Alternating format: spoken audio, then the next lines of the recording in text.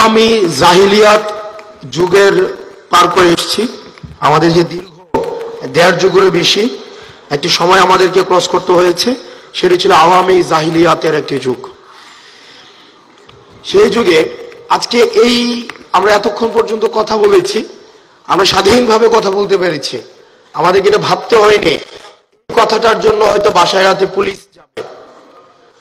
আজকে পোস্ট করি আমাদের ব্যাকস্পেস ব্যবহার করতে হয় না। আজকে সময় আমাদের দেশের কিছু টকশোজীবী 4 মাসে বাংলাদেশে একদম রসাতলে চলে গিয়েছে, আহাজারি, সুখ, কষ্ট এগুলো সবসময় বর্ণনা করতে থাকেন। কিন্তু তারা যে প্রকাশ করেন টকশোতে, যেভাবে আহাজারি প্রকাশ করেন টকশোতে, তাদের এই আহাজারি প্রকাশ করতে আমরা শুনিনি। অত্যাচারের, অন্যায়ের বিরুদ্ধে, গুমের বিরুদ্ধে, খুনের বিরুদ্ধে, নির্যাতন এবং নিপীড়নের বিরুদ্ধে আমাদের ক্রোধ রয়েছে, এই তরুণ প্রজন্মের ক্ষোভ রয়েছে। আমরা আমাদের চোখে ক্রোধ রয়েছে তাদের বিরুদ্ধে, সেসব কলমের বিরুদ্ধে যেই কলমগুলো তাদের সমর্থনে এতদিন পর্যন্ত লিখে গিয়েছে। আমাদের ক্রোধ রয়েছে সেসব বিচারকদের প্রতি, যেসব বিচারকের কলম দিয়ে ইনসাফের লেখা হয়েছে, যেসব বিচারকের কলম দিয়ে মজলুমের গলায় ফাঁসির রশি লেগেছে। আমাদের ক্রোধ রয়েছে সেসব শিক্ষকদের প্রতি, যেসব শিক্ষকদের ক্লাসরুমের পরিবর্তে যেসব শিক্ষকরা প্রহসনের শান্তি সমাবেশে গিয়ে এই ফেসিবাদের পক্ষে সমর্থন উৎপাদন করেছে। আমাদের ক্রোধ রয়েছে সেসব আমাদের প্রতি, যেসব আমরা এই ফেসিবাদকে টিকিয়ে রাখতে কাজ করেছে। আমাদের ক্রোধ রয়েছে সেসব ব্যবসায়ীদের প্রতি, যেসব ব্যবসায়ীরা 27শে জুলাই মাদার অফ টেরর শেখ হাসিনার কাছে গিয়ে উন্নয়নের বায়াত নিয়ে এসেছে। আমাদের ক্রোধ রয়েছে সেসব পুলিশের প্রতি, যেসব পুলিশ জনগণের টাকায় দুমড়ে মুচড়ে দেওয়ার জন্য যে অস্ত্র কেনা হয়েছে, সেই অস্ত্র ত্যাগ করা হয়েছে নিরস্ত্র জনগণের প্রতি। প্রিয় সহযোদ্ধা, রয়েছে আমাদের দায়বদ্ধতা রয়েছে সেসব মায়েদের প্রতি যারা সন্তান হারা হয়েছে। আমাদের সেই সন্তানদের প্রতি যারা এসেছে। আমাদের দায়বদ্ধতা রয়েছে সেসব বিধবাদের প্রতি, যাদের মেয়েদের রক্ত শুকিয়ে যাওয়ার পূর্বে তাদের স্বামী রাস্তার মধ্যে রক্ত দিতে হয়েছে।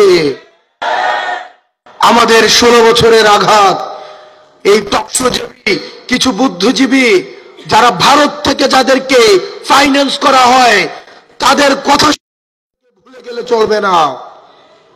আমাদের এই আওয়ামী জাহিলিয়াতের অত্যাচার এবং নিপীড়ন আমাদের বারবার মনে করতে হবে। আপনাদেরকে মাথায় রাখতে হবে, আমাদের মুভমেন্ট 2 ধরনের হয়, ফরওয়ার্ড মুভিং এবং ব্যাকওয়ার্ড মুভিং। আমরা যদি এই বর্তমান সময়টাকে কাজে না লাগাতে পারি, তাহলে ভবিষ্যতের কাঠগড়ায় আমরা ঠিক ওই ধরনের অপরাধী হিসেবে বিবেচিত হব, যারা আজকে বর্তমানের কাঠগড়ায় যেভাবে আমরা অতীতকে আমরা অপরাধী হিসেবে বিবেচনা করছি। সেজন্য আপনারা যারা তরুণ প্রজন্ম রয়েছেন, অনেক বেশি। আজকে 2024 এই কারণে ঘটেছে, যারা আমাদেরকে নেতৃত্ব দেওয়ার কথা ছিল, যেসব অভিভাবক রাজনৈতিক দূরদৃষ্টি সম্পন্ন, যারা আমাদেরকে ভ্যানগার্ড হয়ে আমাদের পরবর্তী ভবিষ্যৎটা কথা ছিল, তারা ব্যর্থ হয়েছে বিদায় আজকে 24-এ তরুণ প্রজন্ম গুলির সামনে দাঁড়াতে হয়েছে। সুতরাং পরবর্তী বাংলাদেশ বিনির্মাণের ক্ষেত্রে আমাদের আমাদের তরুণ প্রজন্মকে এগিয়ে আসতে হবে। আমাদের অভিভাবক রয়েছে, যারা অভিজ্ঞতা সম্পন্ন আমাদের পূর্ব প্রজন্ম রয়েছে, তাদের থেকে আমরা অভিজ্ঞতা নেব। তাদের অভিজ্ঞতা এবং এই তরুণ প্রজন্মের সাহস, এই দুইটার সংমিশ্রণে আমাদের পরবর্তী বাংলাদেশ বিনির্মিত হবে। কোন শক্তি যদি রাষ্ট্রীয় কাঠামোর মধ্য দিয়ে মনে করে থাকে এই তরুণ প্রজন্মকে মাইনাস করে দিয়ে পরবর্তী বাংলাদেশ বিনির্মাণ করবে, ক্ষমতার লোভে তারা যদি মনে করে থাকে এই তরুণ প্রজন্মকে তারা মাইনাস করে দিয়ে নিজেরাই সংসদের দিকে যাত্রা করবে, তাহলে তারা সেটা ভুল ভাবছে। প্রিয় সহযোদ্ধা, আমাদের এই সংগ্রামটা যত না বেশি আমাদের দলীয়, তার চেয়ে বেশি আমরা একটা জেনারেশন কনফ্লিক্টের মধ্যে রয়েছি।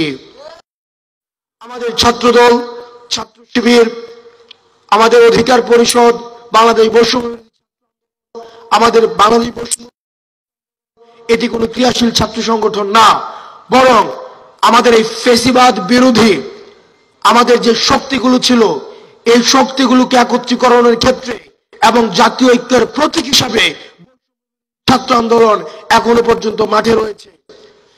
আমাদের যে সংগঠনগুলো রয়েছে ফ্যাসিবাদ বিরোধী, তাদের প্রতি আহ্বান থাকবে, আপনাদেরকে বুঝতে হবে এটি কোনো তথাকথিত কনভেনশনাল কোনো রাজনৈতিক ধারাবাহিকতা এখন আমরা নেই।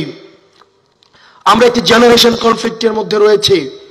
প্রতিনিয়ত আপনাকে নিয়ন্ত্রণ করতে, আপনার মগজের দখল নিতে, আপনার মেরুদণ্ডকে দাসখতের আওতায় ভুক্ত করতে আমাদের পূর্ববর্তী প্রজন্ম সতর্ক দৃষ্টিতে রয়েছে। কারণ তারা এই তরুণ প্রজন্মের প্রশ্নকে ভয় পায়, তারা এই তরুণ প্রজন্মের এই আপোষহীন মনোভাবকে ভয় পায়। সুতরাং আমরা যদি ঐক্যবদ্ধ না থাকতে পারি, তাহলে আমাদের এই পূর্ববর্তী প্রজন্ম, যারা আমাদের এই ফ্যাসিবাদের এই শাসন কাঠামোর মধ্যে আমাদেরকে শিকলবন্দি করে রেখেছিল, তারা এখন আপনার মগজল দখল নিতে ব্যস্ত, তারা আপনার স্বাধীন চিন্তার দখল নিতে ব্যস্ত, তারা আপনার মেরুদণ্ডকে বিক্রি করে দিয়ে আবার আপনাকে দাসখতের আওতাভুক্ত করতে ব্যস্ত। সুতরাং আপনাকে স্বনির্ভর হতে হবে, আপনার চিন্তার জায়গায় স্বনির্ভর হতে হবে, আপনার পলিসির জায়গায় স্বনির্ভর হতে হবে।